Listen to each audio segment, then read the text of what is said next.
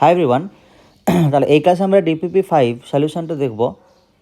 তাহলে 1 নম্বর কোশ্চেন যেটা ছিল 0.5 মোলার জলীয় দ্রবণের 80% কেবিআর বিয়োজিত হয় 27 ডিগ্রি সেন্টিগ্রেড উষ্ণতায় দ্রবণটির অভিস্রবণ চাপ কত হবে? তাহলে আলফা দেওয়া আছে 80%, বিয়োজন মাত্রা দেওয়া আছে 80%। তো এখান থেকে আমরা আইটা বের করতে পারবো। তাহলে alpha is equals two I-1/n-1। আলফার মান কত দেওয়া আছে 80/100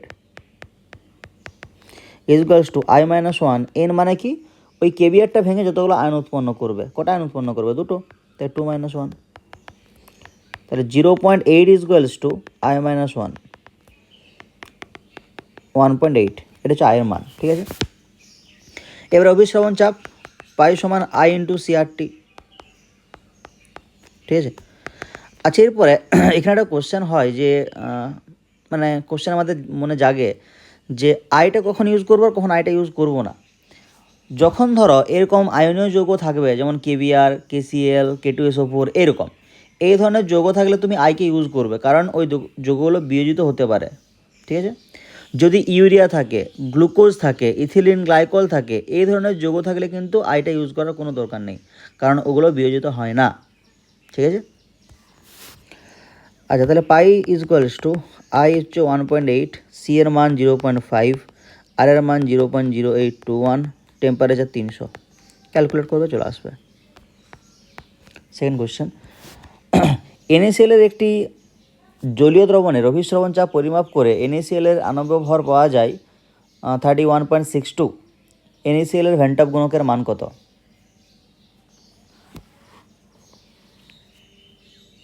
আচ্ছা ঠিক আছে, তাহলে আমরা জানি কি NaCl এর তাত্ত্বিক আণবিক ভর কত, মানে যেটা ক্যালকুলেট করে পাওয়া যায় আর কি, 58.5 হয়েছে। আচ্ছা কত পাওয়া গেছে পরীক্ষা করে? NaCl এর পরীক্ষালব্ধ আণবিক ভর কত পাওয়া গেছে? 31.62। এটাও গ্রাম পার মোল, এটাও গ্রাম পার মোল। ঠিক আছে, তাহলে ফ্যান্টো ফ্যাক্টর মানে আমরা কি জানি, যে যেটা পরীক্ষালব্ধ বাই তাত্ত্বিক ভাগ করলে চলে আসে, সরি তাত্ত্বিক বাই পরীক্ষালব্ধ। তাহলে 58.5 বাই 31.68। ঠিক আছে, তো ক্যালকুলেট করে দেখবে আসবে 1.85 আসবে।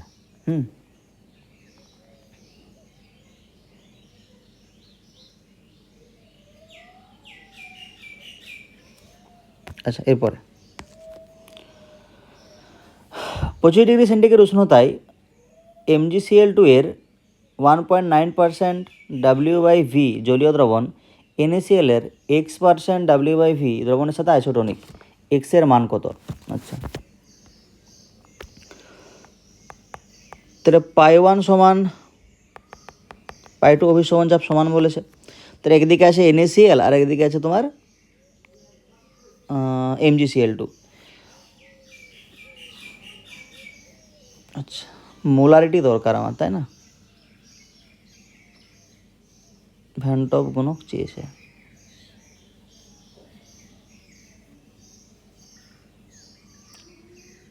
NaCl এর ভ্যান টপ গুণক চেয়েছে, ঠিক আছে।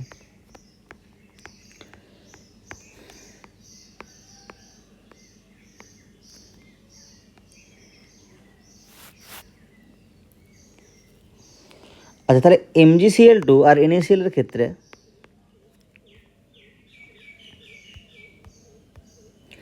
MgCl2 আই সমান আমরা 3 লিখতে পারি, কারণ 3টে আয়ন পাবো। এখানের আইটা জিজ্ঞেস করেছে।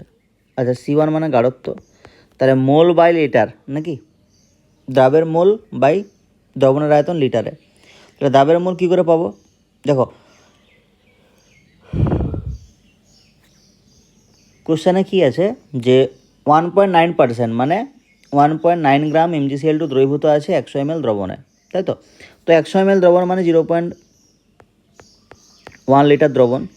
আচ্ছা 1.9 গ্রাম আছে, এটাকে ওর আণবিক ভর দিয়ে ভাগ করে দেবো 95, তাহলে এই কনসেন্ট্রেশনটা পেয়ে যাব। ঠিক আছে, তাহলে উপরে থাকবে মোল, নিচে হবে দ্রবণের আয়তন লিটারে। তাহলে মোল কী করে বের করবে? ভরটাকে আণবিক ভর দিয়ে ভাগ করে দাও। 95 দিয়ে ভাগ করেছি। আচ্ছা, এখানে C2 কী করে বের করবো? Same process. এই কোথায় চলে গেলাম? আচ্ছা, এক্সের মান চেয়েছে না, ঠিক আছে। তাহলে এখানে আই সমান 2 ধরে নিতে হবে আমাকে, কারণ I2 এর মান চাইনি। I2 সমান কেন 2 ধরছি? কারণ NaCl ভাঙলে দুটো আয়ন উৎপন্ন করে, Na প্লাস Cl মাইনাস। আর C2 এর মানটা কত হবে? তাহলে এখানেও আছে x/100। x% মানে কি? x/100। তাহলে 100 ml মানে 0.1 লিটার, উপরে x/58.5 নাকি? তাহলে পাই1 সমান পাই2 আমরা লিখতে পারি যে C1 আর T1 সমান C2 আর T2। তাহলে I ইন্টু, ঠিক আছে। তাহলে টেম্পারেচার আর ফিক্স আছে, তার জন্য টেম্পারেচার 8 টাকা বাদ দিচ্ছি। তাহলে I 3 হবে এখানে, I1 I2 করে দিই, I1 3 into 1.9 into 1.9 by 95 by 0.1 সমান x/58.5 বাই 0.1। তো এখান থেকে এক্সের মানটা ক্যালকুলেট করবে। এই 0.1 কেটে যাবে। এখানে 2টে ছিল, সরি। তাহলে x সমান চলে আসবে একটা মান। 4 নম্বর, দ্রবণের ভ্যান্টো ফ্যাক্টরের মান দ্রবণের গাঢ়ত্বের উপর নির্ভর করে না, দ্রবণের গাঢ়ত্বের উপর নির্ভর করে। দ্রবণের গাঢ়ত্ব বাড়ালে কমতে থাকে, দ্রবণের গাঢ়ত্ব কমালে বাড়তে থাকে, এটাই ঠিক। তাহলে দ্রবণের গাঢ়ত্ব কমানো মানে কি? লঘুতা বাড়ানো, ঠিক আছে। লঘুতা বাড়লে বিয়োজন মাত্রা কী হয়? বাড়ে। তাহলে বিয়োজন মাত্রা যদি বাড়ে, সেক্ষেত্রে ভ্যান্টপ গুণকের মানটাও কী হবে? বাড়বে। আচ্ছা, 0.1 মোলার জলীয় দ্রবণে BaNO3 এর ভ্যান্টপ ফ্যাক্টরের মান 2.74 হলে দ্রবণের বিয়োজন মাত্রা কী হবে? ঠিক আছে, তাহলে আয়ের মান দেওয়া আছে কত? 2.74।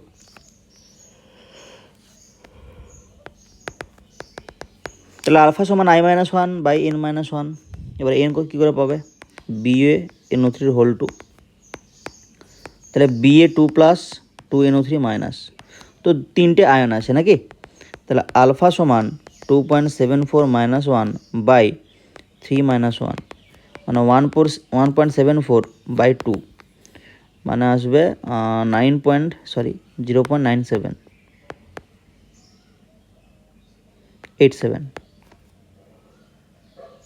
ঠিক আছে। 0.87 মানে 87%।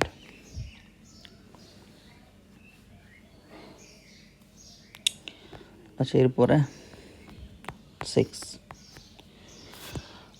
কোনো দ্রবণে অ্যাসিটিক অ্যাসিড ডাইমার রূপে থাকলে ওই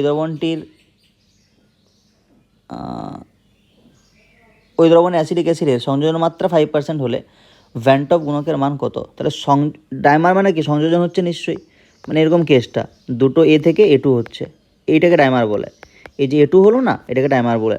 যখন দুটো A একসাথে থাকবে সেটাকে ডাইমার বলে। ট্রাইমার কখন বলবে? যখন 3টে A একসাথে থাকবে, মানে 3টে অ্যাসিটিক অ্যাসিড একসাথে থাকবে। তাহলে এখানে দুটো একসাথে আছে আর কি। তাহলে আমরা জানি যে আলফা সমান I-1/n-1।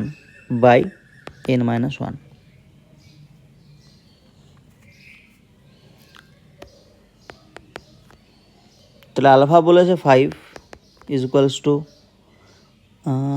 I-1/n মানে 2-1, দুটো সংযোজিত হয়েছে।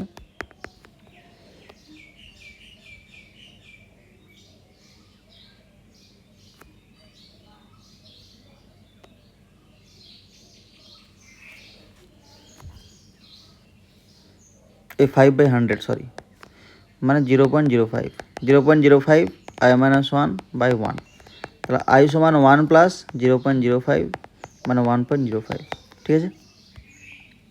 7টা একটি দ্রবণে দ্রাবণগুলো সংযোজনে ট্রাইমার গঠিত হয়। ট্রাইমার বুঝতে পারছো? মানে 3টে A থাকবে, এখান থেকে A3 গঠিত হবে। এর সংযোজন মাত্রা 100%, ঠিক আছে। তো এ সংযোজন মাত্রা 100%, দেখছি দাঁড়াও। তাহলে আলফা সমান I-1/n-1। তাহলে আলফা হচ্ছে 100%, মানে 100/100 ইকুয়ালস টু I-1/3 - 1, ঠিক আছে।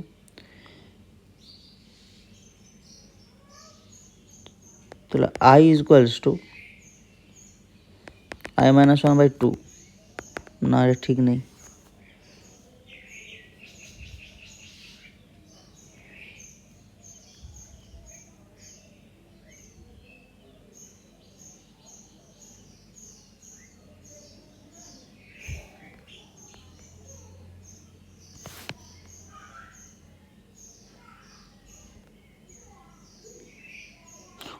ও সংযোজন মাত্রা তো আগেরটা তো অ্যান্সার মিলার কথা না।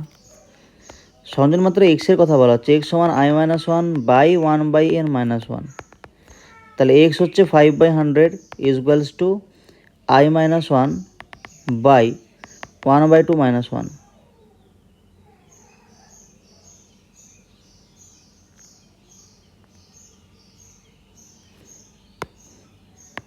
এই আগের কোশ্চেনটাই ওই সংযোজন মাত্রাটা বিয়োজন মাত্রা করে দাও। হ্যাঁ, 6-টা।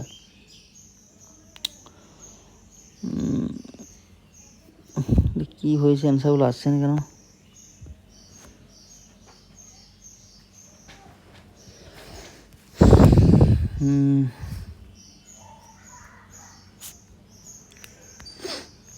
দাঁড়াও একটু, বইটা আমি চেক করছি, 1 সেকেন্ড। হ্যাঁ,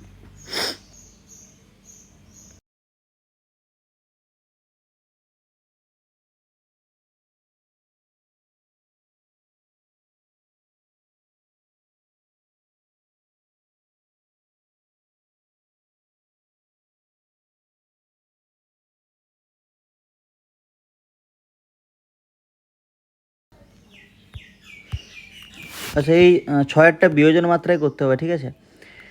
কোশ্চেন একটু মডিফাই করবে যে কোনো দ্রবণে অ্যাসিটিক অ্যাসিড বিয়োজিত হলে, ওই ড্যামার রূপে থাকলে এটা করবে বিয়োজিত হলে, ঠিক আছে, নাহলে নেগেটিভ অ্যান্সার চলে আসছে।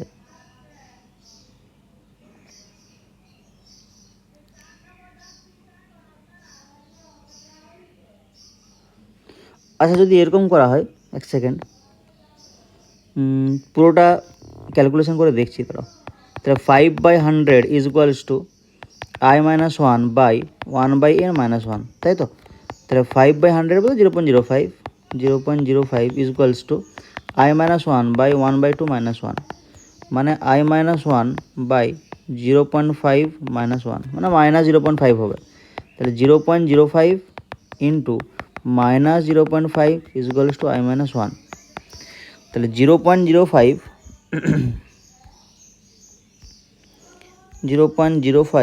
ইন্টু 0.5 মানে -0.025 ইজ ইকুয়ালস টু I-1। তো 1টা এদিকে চলে আসবে।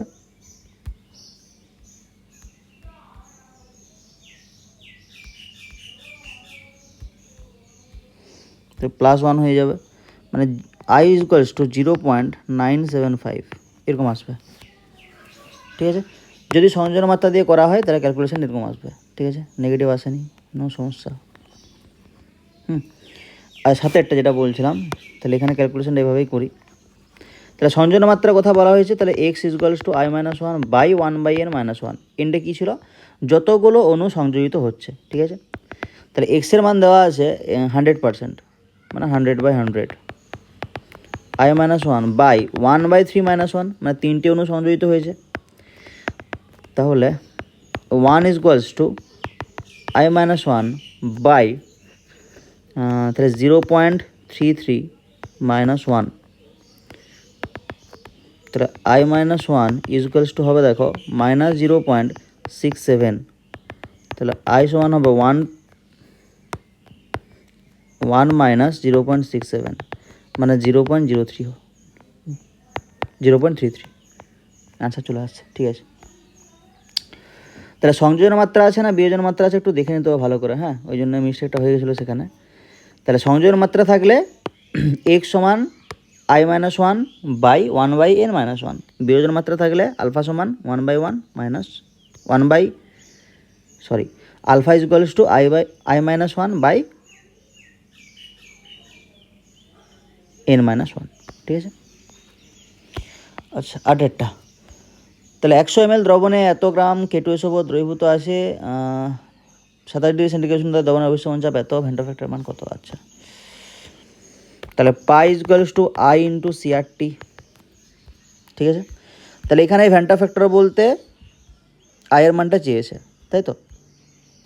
তাহলে আমার প্রথমে কনসেন্ট্রেশন লাগবে। কনসেন্ট্রেশনের জন্য আমার দেখো K2SO উপরের মাস দেওয়া আছে, K2SO উপরটা তো দ্রাব, K2SO উপরের মাস দেওয়া আছে, তো ওটাকে মোলার ভর দিয়ে ভাগ করলেই হবে। তাহলে